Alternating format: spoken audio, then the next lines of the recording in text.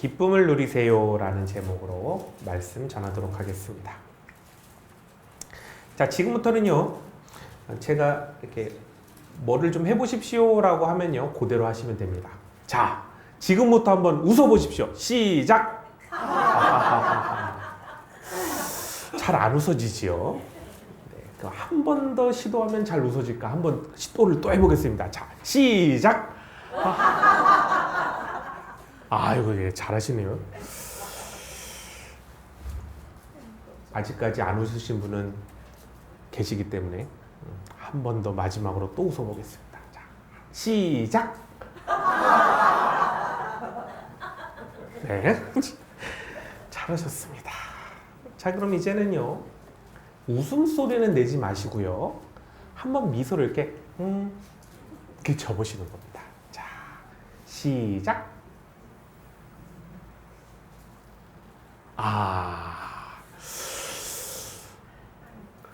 뭔가 아직 안 하시는 분이 계셔요. 자, 한 번 더 아주 밝은 미소를 한번 띄워보도록 하겠습니다. 시작!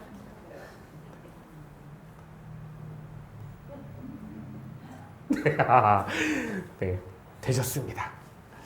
자, 어떻습니까? 매우 이상하죠? 매우 이상하잖아요. 왜 이상할까요? 왜 이상할까요?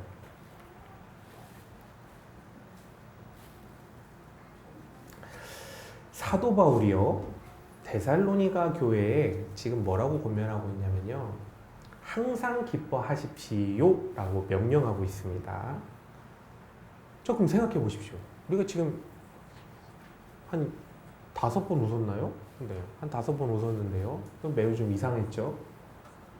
그러면 사도 바울이 데살로니가 교회에 항상 기뻐하라고 권면한 것, 그거 좀 매우 비정상적이고 이상한 말처럼 들리지 않으십니까? 고통스러우면 고통스럽고, 괴로우면 괴롭고, 힘들면 힘들어야지. 어떻게 항상 기뻐하라고 이 감정을 무시합니까?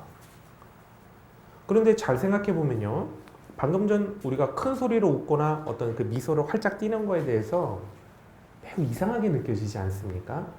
왜 그런가 이렇게 생각을 해보면, 우리의 웃음과 미소는요, 어떤 원인이 있어서 그 원인에 대한 결과로서 나타나는 것이기 때문에 그렇습니다. 원인은 없는데요, 그냥 결과만 만들어내라고, 자, 그냥 웃어보십시오 이렇게 얘기하니까 이치에 맞지 않은 반응에 대해서 우리는 본능적으로 이상한데? 이렇게 거부감이 느껴지게 되어 있습니다. 그렇다면 16절 말씀, 항상 기뻐하라는 이 말씀에는 뭐가 있어야 되냐면요, 전제 조건이 있다는 것입니다. 바로 항상 기뻐할 것이 있으니까 그 항상 기뻐할 것에 대해서 항상 기뻐하는 반응을 보여라 라는 그런 말씀이 되어야 된다는 것입니다. 따라서 항상 기뻐하라는 말씀을 우리가 만약에 이렇게 쓰고 있다면 정상적으로 받아들일 수 없는 말이 돼요. 무엇이냐? 여러분, 세상 일이 힘드십니까? 항상 기뻐하십시오. 몸이 아프십니까? 항상 기뻐하십시오. 앞길이 막히셨습니까? 항상 기뻐하십시오. 여러분, 이런 말은요, 정신이 이렇게 온전하시고 초등교육 과정을 배운 사람이라면 이런 말 쓸까요? 이런 이치 맞지 않는 얘기를 절대 쓰지 않죠. 자, 그렇다면 사도 바울의 항상 기뻐하라는 이 권면에는 기쁨의 조건에 대해 지금은 말하고 있지 않더라도 데살로니가 교회 교인이라면 그 누구나 다 알고 있는 항상 기뻐할 수 있는 절대적인 조건이 있구나라는 걸 알게 됩니다. 그런데 앞선 5장 1절에서 15절까지 말씀을 이렇게 쭉 읽어보시면요, 뭐가 기록되어 있냐면 예수님의 재림과 심판에 대한 경각심, 그리고 그 예수님의 재림과 심판에 대한 준비, 이것에 관한 말씀입니다. 그러니까 무엇입니까? 항상 기뻐할 수 있는 절대적 조건이 바로 궁극적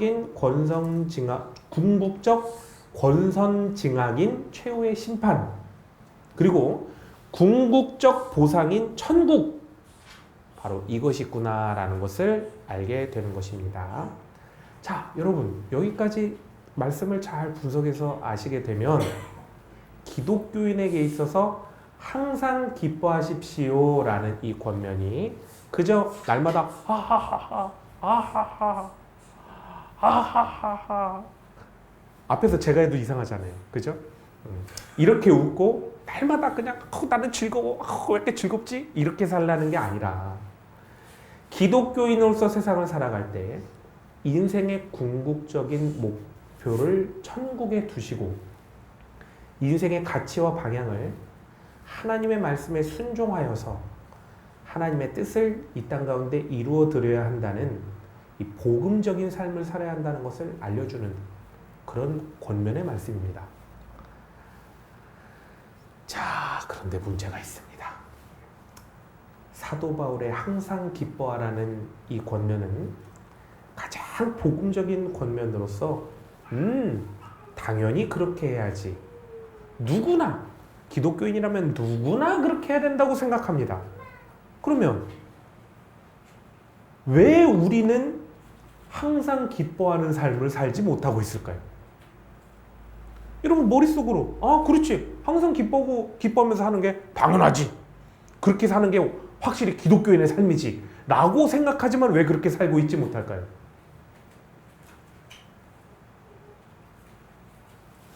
그렇게 좋은 것이고 신앙적으로 납득이 가는 일이면 왜 신앙인들은 항상 기뻐하지 않을까요?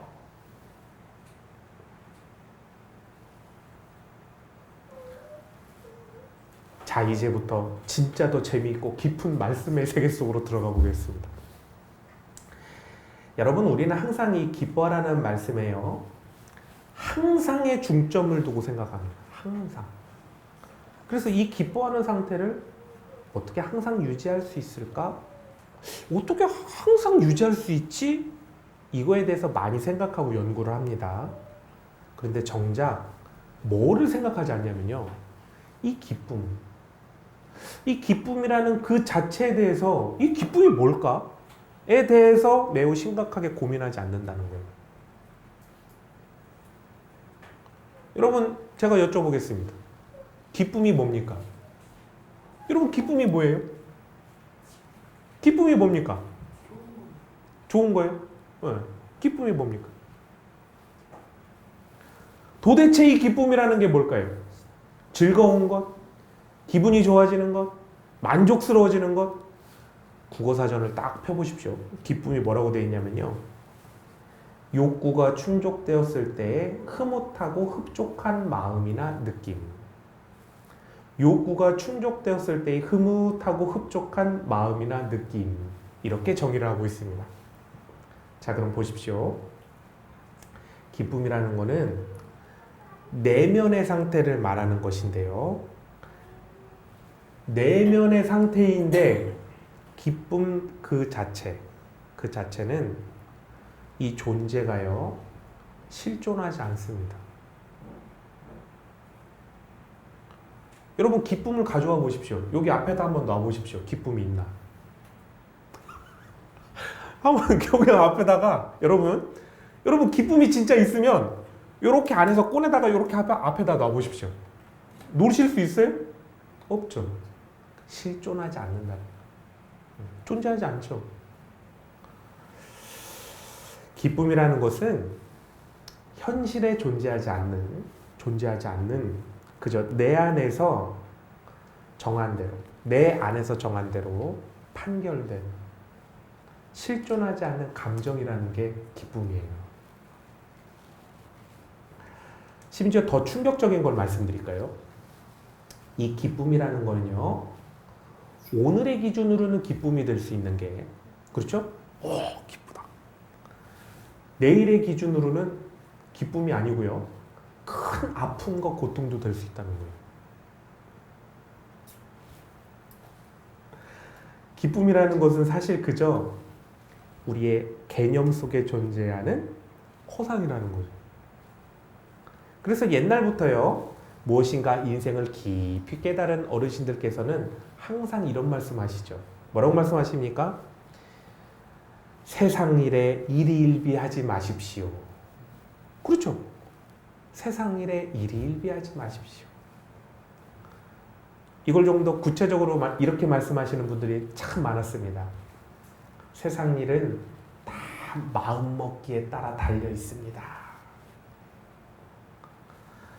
맞습니다.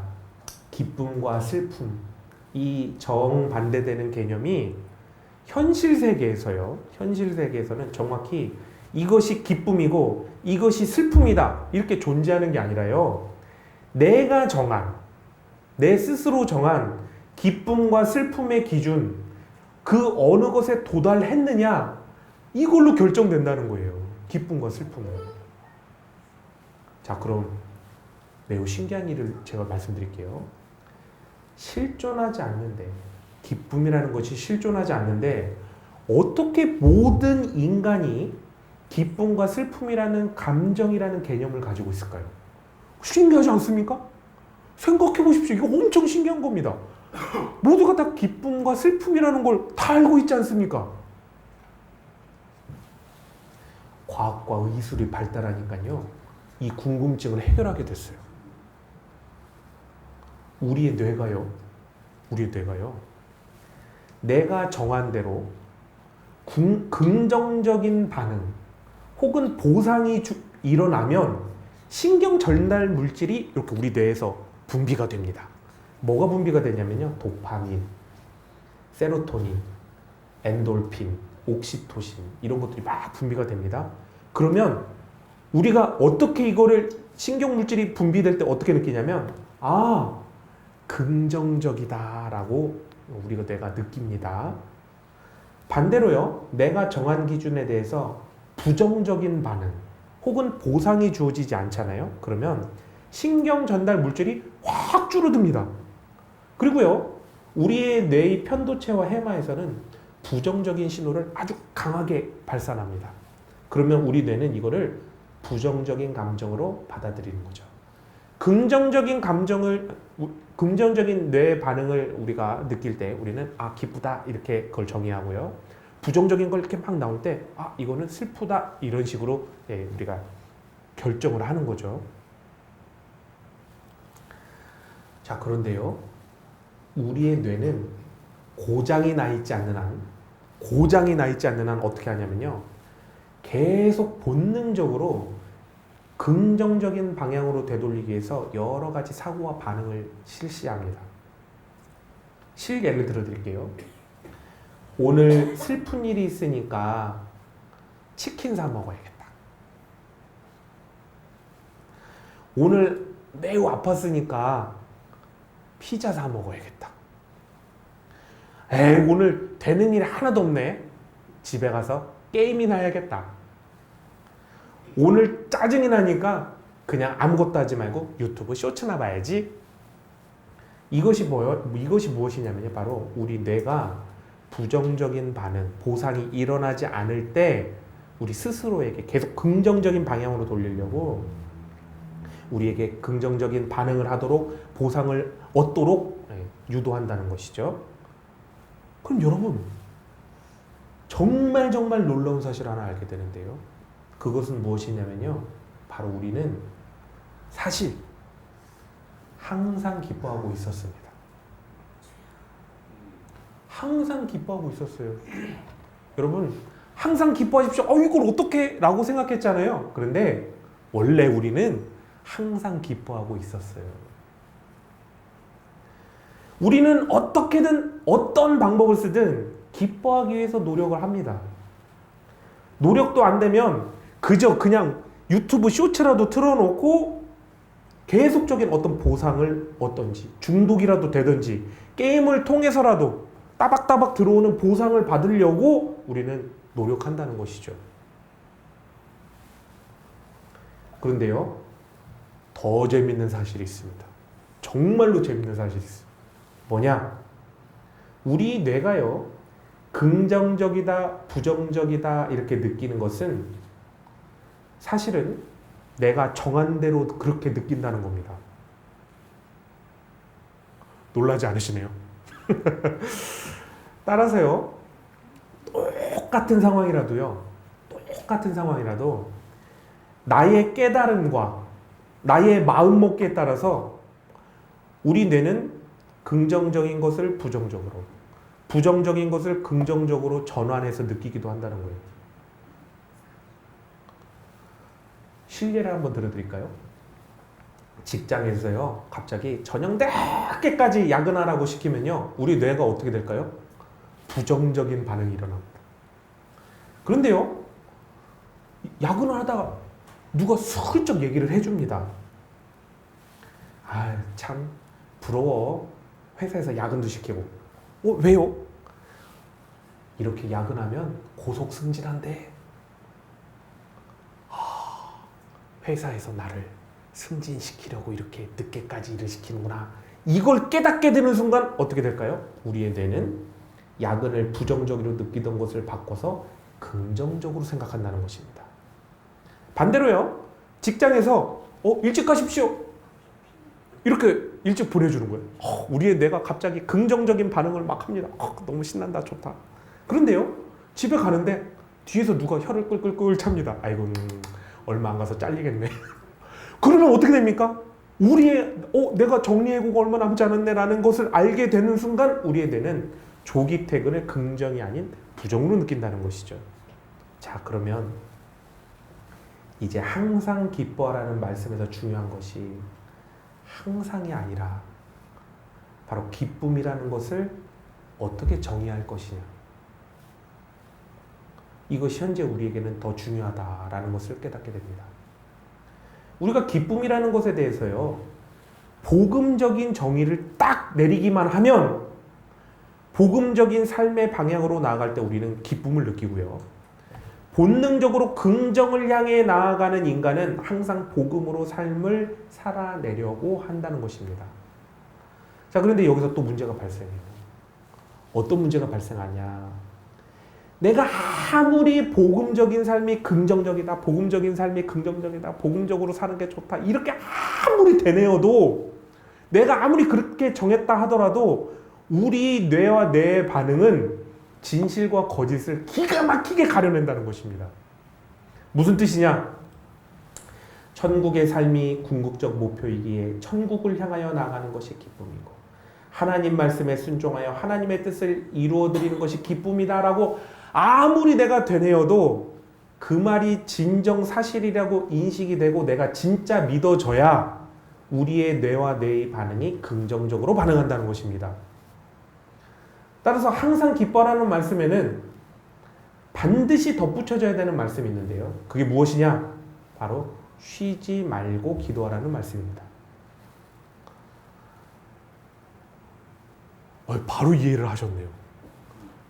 쉬지 말고 기도하라고 했다고 대부분 이런 질문을 하세요. 그럼 잘 때는 어떻게 기도하나요? 9시간 자면 9시간 공백이 생기는데요. 이렇게 질문하시는 분도 있고요. 쉬지 않는 기도는 정확히 몇 시간을 기도하는 겁니까? 정확히 딱 시간을 정해 주십시오. 이렇게 정의해 달라고 하는 분도 계시고요. 쉬지 않는 기도를 하기 위해서는 여러분 방언 기도를 해야 쉴 새 없이 그냥 끝도 없이 24시간 365일 할 수 있습니다. 할렐루야 아멘. 자, 랄랄라 해보세요. 랄랄라. 이렇게 가르쳐 주시는 분도 계십니다. 자, 그런데요, 쉬지 말고 기도하라는 것은요, 어떤 그 기도의 행위를 하라는 게 아니라, 쉬지 말고 기도하라는 것은 실존하시는 하나님과 교통하라는 의미로 받아들이셔야 됩니다. 교통하는 상태가 되어 있어야 된다. 이게 뭡니까? 우리가 항상 하나님 안에 거하라는 뜻입니다. 항상 하나님 안에 거하고 있어라. 하나님께서는 실존하시기 때문에요, 우리가 그분과 기도하는, 그분과 교통하는 가운데 있으면 영적으로 육적으로 반드시 교류가 일어납니다. 반드시 교류가 일어나요. 그분의 살아계심과 역사하심을 반드시 체험하며 삶으로 인도받는다는 것입니다. 하나님과의 교통함 가운데 하나님의 실존함을 체험하지 못한다면 우리는 당연히 복음적인 삶이 기쁨이다. 이렇게 내가 정했던 것이 거짓이 되는 거예요. 하나님 안에 거하고 있고 하나님과 늘 교통하고 있는 상태가 되어 있어야 내가 정한 그 복음의 삶이 기쁨이구나 라는 것이 진짜 진실이구나 라는 것을 우리가 인식하게 된다는 것입니다. 자, 그런데 많은 신앙인들이 이런 고민을 털어놓습니다.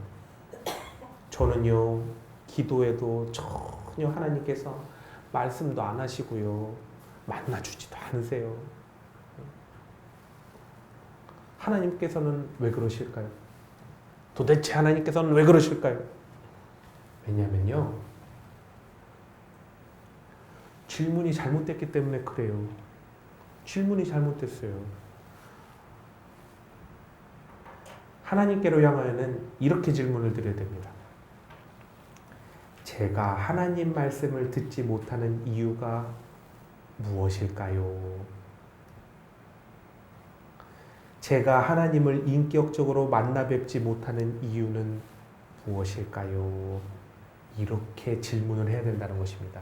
이 앞선 질문과 지금의 질문의 큰 차이를 아시겠습니까? 문제는요, 하나님께 찾는 것이 아니라 바로 나에게서 찾아야 된다는 것입니다. 대부분 전자로 이렇게 질문하시는 분들은 하나님 앞에 자신을 하나도 내려놓고 있지 못하는 것을 보게 되는데요. 대부분 응답을 받지 못하고 있습니다 라고 말하는 분들의 기도하는 내용과 자세를 잘 살펴보면 대부분이 자신이 답을 이미 정해놓고 이미 답이 딱 정해져 있어요. 이거 아니면 안 돼요. 그리고 나서 그것만 그대로 이루어 달라고 기도하고 있거나 내가 정한 방식 그대로 해달라고 계속 고집하고 있거나 스스로 주인의 자리에서 절대 내려오지 않고 있는 경우 대부분 응답받지 못하는 것을 보게 됩니다. 근데 이렇게 생각해 보시면 이해가 될 것 같습니다.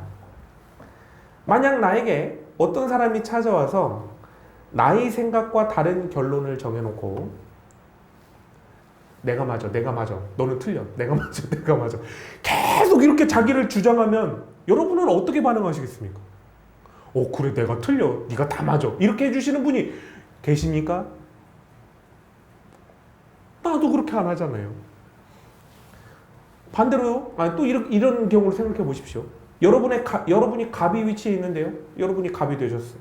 근데 을의 위치에 있는 사람이 오더니 온갖 교만과 거만을 다 떨면서 저기 내가 하라는 대로 해, 내가 하라는 대로만 해, 내가 하라는 대로만 해, 딴 데로 하면 안 돼, 내가 하라는 대로 그대로 해야 돼. 그리고 나서요, 을인 자신을 만나기 위해서는 갑인 내가 와야 된다고 강력하게 주장하고 있다면 여러분은 거기다 대고 뭐라고 말씀하시겠습니까? 요즘 사람들이 주로 사용하는 말로 보니까요, 이럴 경우에는 이걸 하면 된답니다. 두 글자인데요, 손절.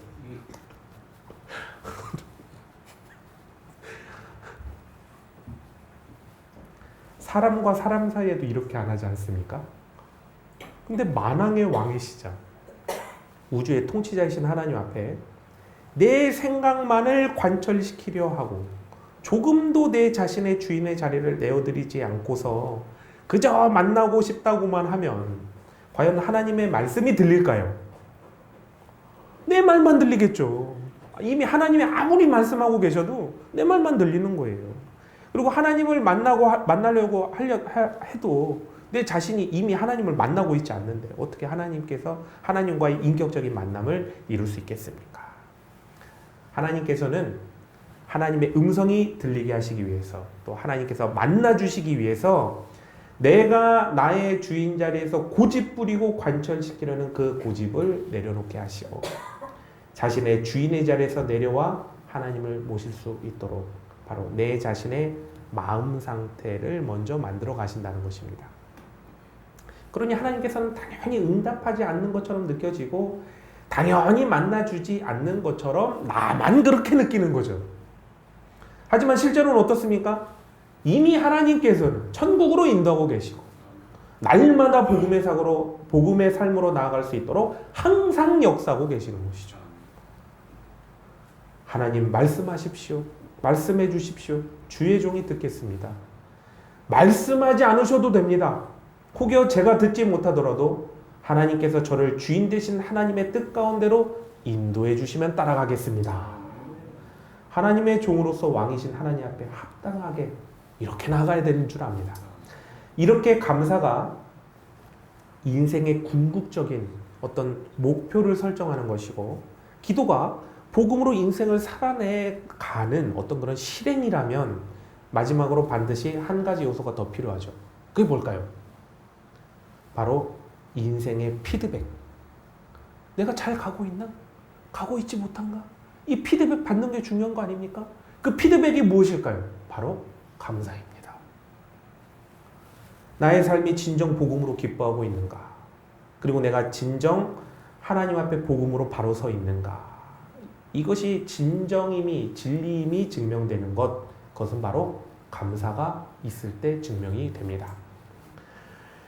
복음에 바로 서 있지 못한 자의 감사는 환경과 여건에 따라서 나의 원함이 이루어지는가라는 그 조건에 따라서 감사의 여부가 결정이 되죠.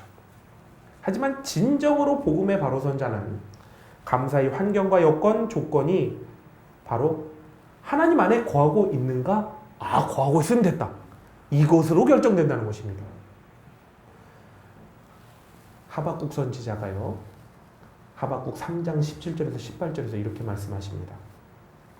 비록 무화과 나무가 무성하지 못하며 포도나무에 열매가 없으며 감람나무에 소출이 없으며 밭에 먹을 것이 없으며 우리의 양이 없으며 외양간에 소가 없을지라도 나는 여호와로 말미암아 즐거워하며 나의 구원이 하나님께로 말미암아 기뻐하리로다.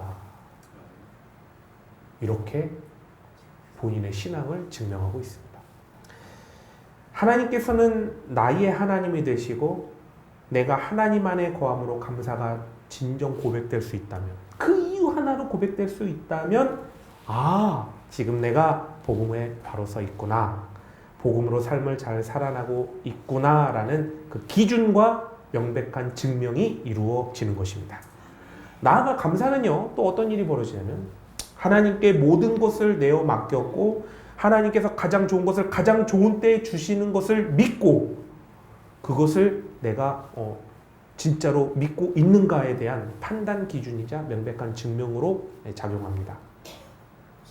하나님을 향한 신앙인의 감사는요, 지금까지 받아 누린 것에 대한 과거에 대한 감사, 그리고 지금 받아 누린 것에 대한 현재의 감사, 이것만이 아니라 지금과의 상황과 형편, 조건이 어떠하든 하나님께 내어 맡긴 것이라면 하나님께서 가장 좋은 것을 가장 좋은 때에 반드시 주실 것을 믿어야 내 입에서 뭐가 나올까요?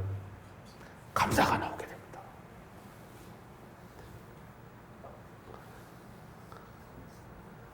그리고 범사에 감사하는 것은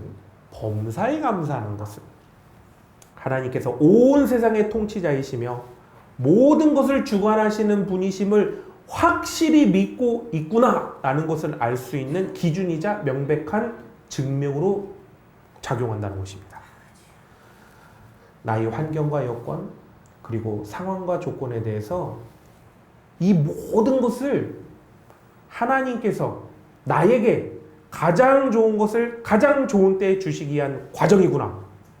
그리고 하나님께서는 온 우주 만물, 그리고 나와 관계된 모든 것, 그리고 모든 인간관계, 그리고 나의 능력밖에 통제할 수 없는 그 모든 조건들까지도 하나님의 뜻 가운데 한치의 오차도 없이 정확하게 인도하시는 것이 믿어져야 우리는 감사합니다 라고 진정한 고백을 올릴 수 있게 되는 것이죠.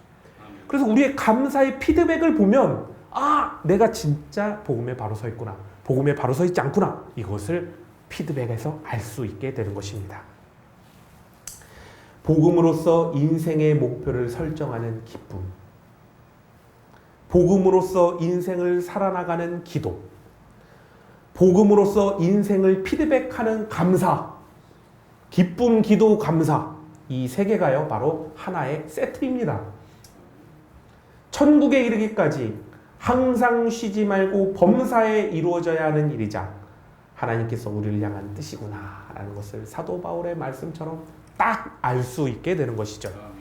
자, 이렇게 명확하게 기쁨, 기도, 감사 이것에 대한 사도 바울의 권면에 대한 그 깊은 뜻을 알게 되니까 전에는 할 수 없는 것을 해야겠구나라는 어떤 그런 척 연기 이런 것을 했다면 이제는 기독교인으로서 원래 그렇게 살았어야 하는 신앙인의 삶에 대해서 진정 충성하고 충실하게 살아야겠구나라는 그런 다짐을 이 말씀을 통해서 하게 됩니다. 항상 기뻐하고 쉬지 말고 기도하고 범사에 감사라는 이 말씀은 신앙인으로서 언제나 하나님 안에 거하며 천국을 향하여 굳건히 나아가십시오라는 명확한 한 문장으로 딱 정의가 됩니다. 자, 그럼 이제 잘 생각해 보십시오. 여러분 항상 기뻐하십시오. 쉬지 말고 기도하시고 범사에 감사하십시오라는 이 말씀은 우리 신앙인으로서 의무를 부담시키기 위해서 주시는 말씀일까요? 여러분 이것을 만약에 의무라고 생각하셨다면 그것은 바로 그 옛날 유대인이 했던 율법적 사고방식인 것입니다. 항상 기뻐하지 않는 사람을 색출하고 기도를 쉬는 사람을 색출하고 하루에 어떻게 30분을 기도를 쉬어. 그럼 내가 색출해서 벌을 줄 거야. 범사에 감사하지. 기도 안 하고 먹었네? 기도를 안 하고 어떻게 식사를 할 수 있어? 색출. 이런 마음을 가졌다면 율법적 사고방식에 갇혀있는 것입니다. 이거를 어겼다고 잘못된 신앙인이네? 죄를 짓는 신앙인이네? 에이 그 신앙인으로서 이거 실격! 이렇게 생각했다면 그거는 율법적 사고방식에 갇혀있다는 것입니다. 이거는요 여러분 주위에 있는 사람들 평가 한번 해보십시오. 자, 기도, 감사, 기쁨 이것이 없는 신앙인들을 이 항상이라는 이 잣대로 옆에 있는 사람들을 잘 한번 평가해 보십시오. 자, 옆에 있는 사람 몇 점? 5점인데요. 특별교육 90점인데요. 이제 귀 좀 펴고 다니겠네. 이렇게 하라는 게 아닙니다. 서로 간에 너는 왜 그렇게 맨날 점수가 낮아? 이렇게 하라고 한 것도 아닙니다. 당신의 직분이 왜 이건데 왜 이런 삶밖에 살지 못합니까? 라고 평가라고 해서 평가하라고 이런 기준을 주신 것도 아닙니다. 이것을 이렇게 하지 않으면 죄인이 된다, 부족하다라는 것이 아니라 이렇게 좋으니 항상 누리며 살아보라는 기쁨의 소식입니다.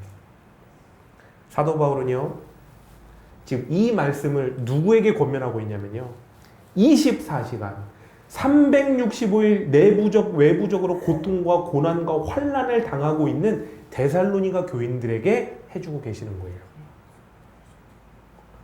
막 고통당하고 있는데, 아이고, 항상 기뻐해. 지금 뭐 하고 있는 거야? 왜 고통스러워해? 기뻐해. 이런 게 아니지요. 여러분, 이 극한의 고통과 고난의 상황 속에서도 기뻐할 수 있어요. 그것도 항상 기뻐할 수 있어요. 여러분, 쉬지 않고 기도의 힘과 능력을 누리실 수 있어요. 여러분, 이렇게 어려운 상황 가운데서도 범사에 감사할 수 있습니다라는 복음의 소식을 전해주고 계신 겁니다. 예수 그리스도의 대속을 통해서 이제는 단절된 관계를 넘어 온전히 하나님 안에 거할 수 있다는 놀라운 복음의 소식, 예수님께서 성령을 보내주심으로 인하여 하나님을 누릴 수 있다는 복음의 이 놀라운 사실을 알려주시는 것입니다. 여러분, 이 놀라운 복음을 누림으로 인하여 기쁨의 삶을 사시기를 원하시지요? 아멘. 원하시지요? 아멘. 네. 감사합니다. 그런데 왜 우리는 왜 이 기쁨과 기도와 감사의 삶을 누리지 못하고 매일같이 복음으로 승리하는 것이 아니라 세상에 매일같이 지고 환경과 여건에 종속될까요?